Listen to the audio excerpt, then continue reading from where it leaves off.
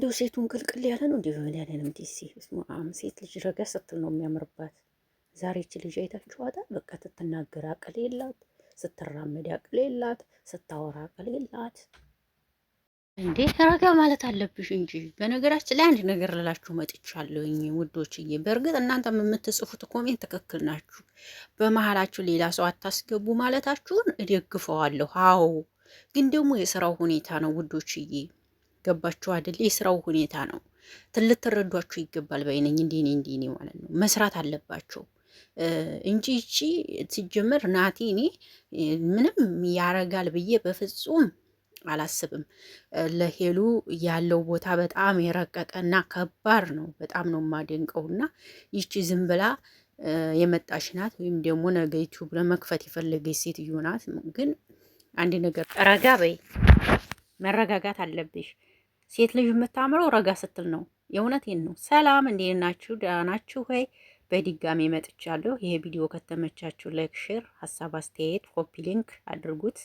አበረታቱን። እንግዲህ እኛ እናንተ ታላበረታታችሁን ማናለን ታዲያ? አበረታቱን። ሰሞኑ ዝም ብዬ ነው የምሰራው ቪዲዮ፣ እውነት ለመናገር ምንም አይንቀሳቀስም፣ ምንም የለም፣ ሰው ጋርም አይደርስም ይመስለኛል። ግን ያው ዝም ብዬ ሀሳቤን እንደዚህ ሼር አረጋለሁኝ ማለት ነው። እና ልጅ በስማ እንጃ ደግሞ እኮ እያለቀሰች እናንተ ጉድ እኮ ነው።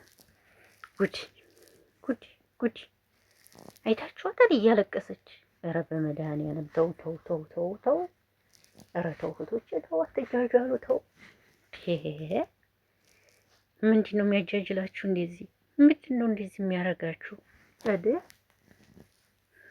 ምን ነው ሄሉን ሲንገባከባት ቀናሽ እንዴ መሰለኝ። ለማንኛውም ተረዷቸው ለማለት ነው የምላችሁ። ስራ ነው ይስሩ፣ ተረዷቸው።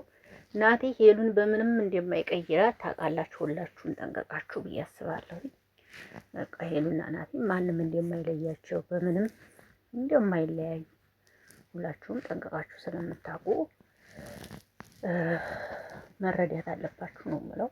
እንግዲህ ይሄ ነው የምለው። በመሀላችሁ ሌላ ሰው አታስገቡ የምትሉ እህቶቼ እናንተንም እደግፋችኋለሁ። ትክክል ናችሁ።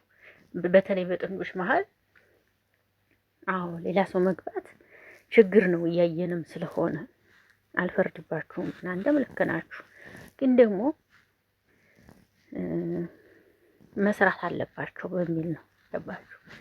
ይሱ ተዋቸው ነው የምለው። ሄሉና ናቲ እውነተኛ ፍቅረኛሞች ናቸው። መቼም አይለያዩም። መቼም ቢሆን መቼም ማለት ነው። ስለዚህ ይሄንን ነው የምላችሁ። ግን እህቴ ረጋ በይሽ፣ ረጋ ለማለት መሞከር አለብሽ። ይሄ ቅልቅል ያለ ነገር ያስጣላ። ሲጀምር ሴት ልጅ ላይ ይሄ ቅልቅል አያምርም። ረጋ ለሁሉም ነገር እንደዚህ ሄሉን እየገፈተርሽ ሄሉን እንደዚህ እያረግሽ አይደለም።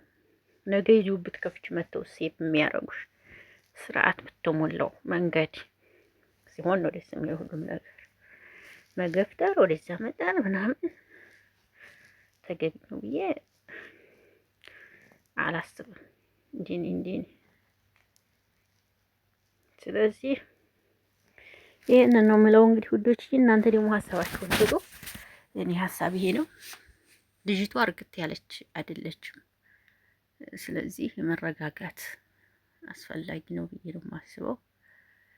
እንግዲህ ይሄን ለማለት ነው የመጣሁት ውዶቼ።